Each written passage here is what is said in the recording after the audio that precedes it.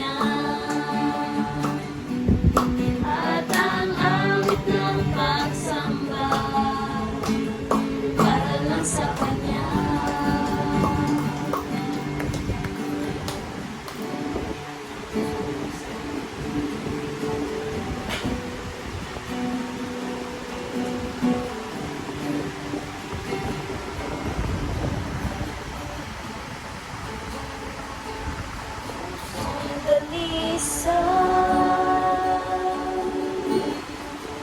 Ang aming nais, nalikhain, O Diyos, para sa amin. Pusong dalisan, ang aming nais, nalikhain, O Diyos, para sa amin. So, masyadong na aram ka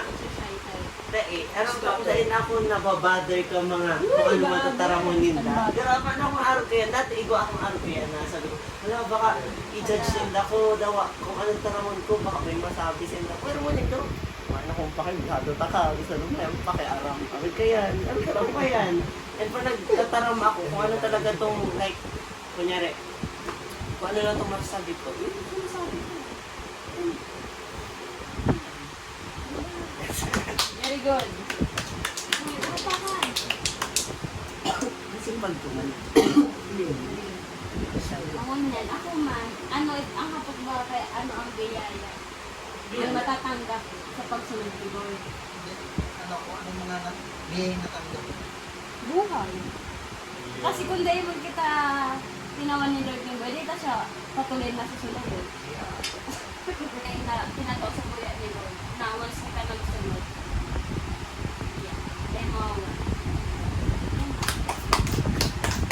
Kung katong itong nag-mature si isip ko, nagkaiba ka to itong positivity sa kuyang isip. Kumbaga, nawala itong negativity. Kumbaga, nagkaiba itong yung courage na kaya mo yan, sabi nga kaya. Ang paborito ko talaga verse, paborito ko matiyang ako. At tumawa ka tumawa. Kanya itong Philippians 4:13, dito talaga yung sabi ko.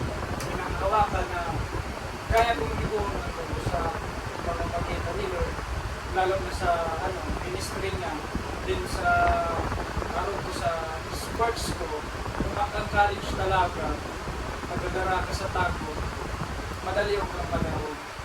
Kumbaga, yun ang pagkuhan ng courage. Simpleng bagay na, pero ako lang, ako na isip ko na isa ko yung ang gamon niya yan.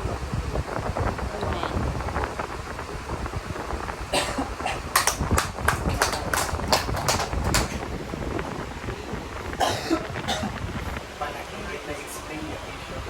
So, ang ako po bilang kabataan, kita itong pillar of hope, tapos tower of purpose na ito. Pinaon kita kay ni Lord.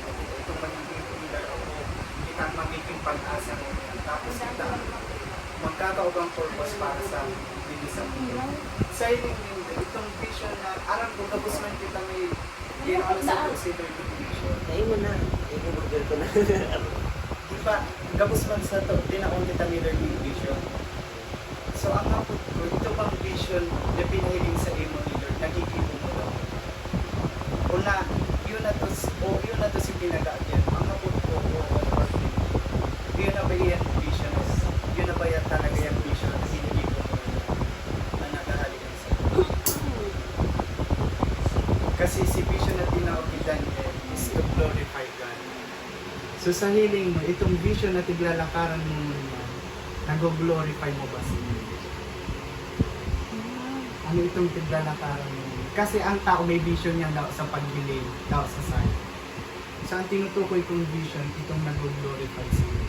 So hain na itong vision. Sa hiling mo, may araw ba tatong tiglalin? Sarap-sarap. Unang kita kilong. Ito na ka. Counter flow, kabawal ka mag-iyan. Sabi na.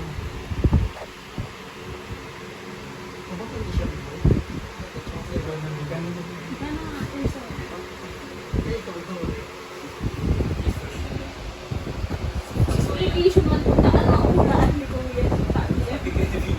Yes. Ay, yes.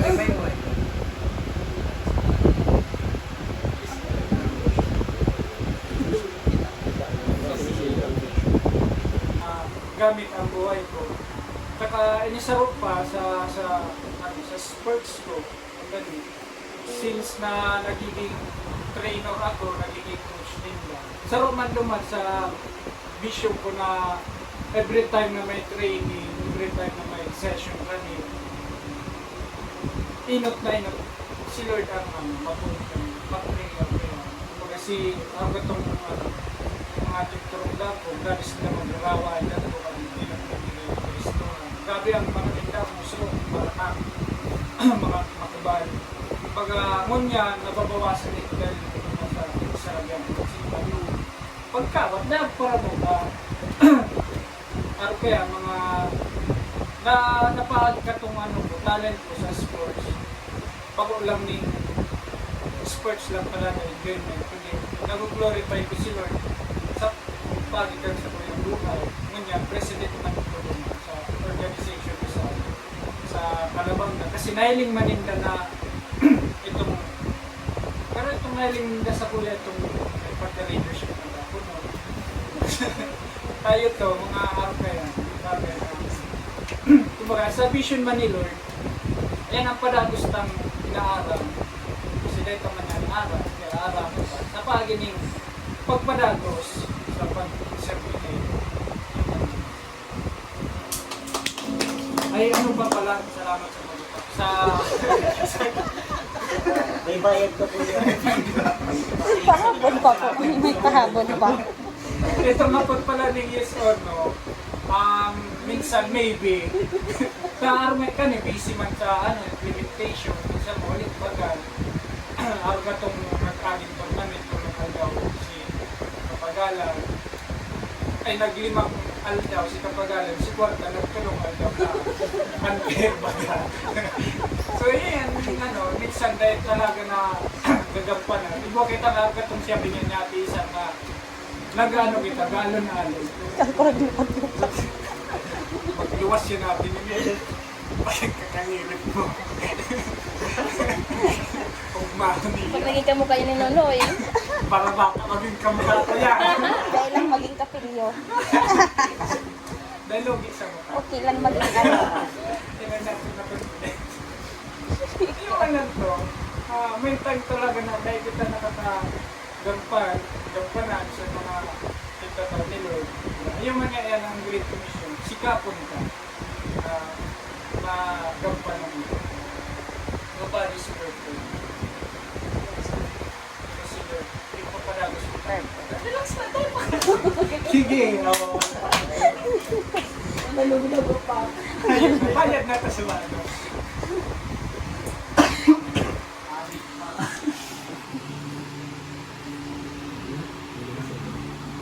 Conclusion ko lang, itong sabihan ni sa si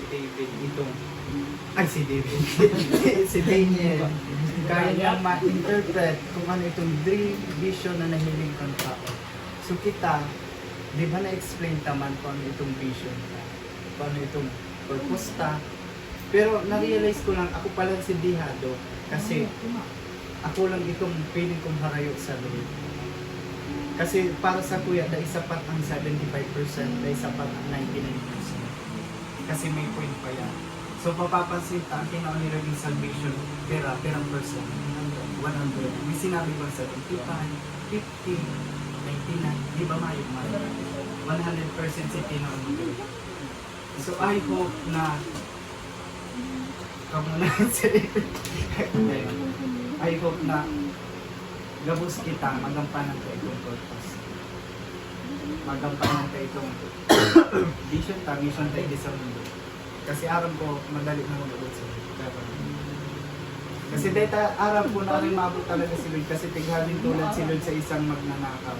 Na data aram ko magnanakaw.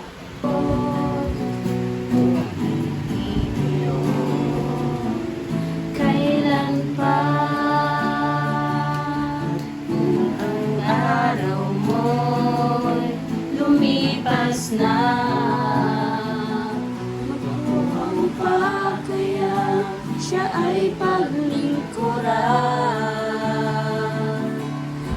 Kailan pa kaya maglilingkod sa Diyos? Hindi ngayon. Kailan pa? Hindi ngayon. Kailan pa? Hindi ngayon. Kailan pa?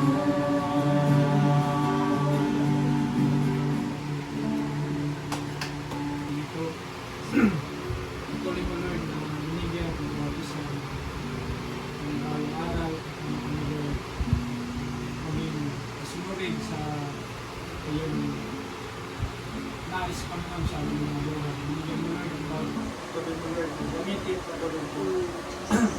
Gamitin ang bawat buhay at kakayanan Lord ng bawat isa. Maging Lord patuloy na pagpalain ang mga kakayanan. Patuloy mo Lord na bigyan ng progress at bigyan mo Lord ng development Lord na bawat isa sa amin. Mas magampanan pa namin Lord na higit pa sa amin sa ayan Lord. Yung mga nais sa amin. Salamat po Diyos sa mga isa na nandito. Tuloy mo bigyan Lord ng kagalakan, ng mga puso. Tuloy mo magalakan na Lord sa pagtitiko. Sa kaloob na ito Lord, tuloy namin ang Lord, sa iyo Panginoon na ito ay magamit sa iyong kaharian. Maging pagpapala Lord sa bawat isa. Maging sa aming pagkakaining Lord. Patuloy na bigyan pagkakasa. Salamat Lord sa paghanda nito. Tuloy mo magpalain ang kanilang mga hanap buhay. Sa aming pag-uwi. Patuloy na ingatan ang bawat isa amin. Patuloy Lord na lutuban ang banal na bigyan Panginoon. Mapayapa sa aming mga pangalan. Salamat po Diyos sa pagpapaya sa gawain nito. Tuloy namin Lord na binabalik ang mataas na papuri. Salamat. Tangi at nagilang pangalan.